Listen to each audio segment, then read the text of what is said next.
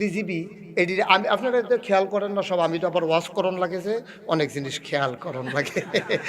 আমি খেয়াল করে দেখছি বাংলাদেশে যত বুদ্ধিজীবী আছে সব দিক দেখবেন কাজী ভাই তালকা চুল নাই।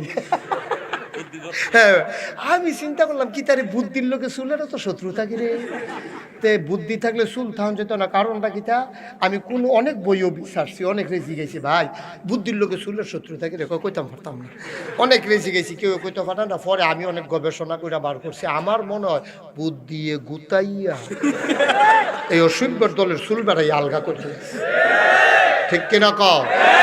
এটি বুদ্ধিজীবীর কলঙ্ক, এটিরে পাওয়া যায় কখনো দেখবেন টক শু করে, টক শু। অহন আর এটা কয় না, এটি ওই কয় বছর আগে আরে ওরে যে ফাঁকনা উঠছিল রে কি কই তো জানেন নি তেন্দি আলে মোল্লা মানে তো ফাটতেই দিছে না, ঠিক কিনা ক?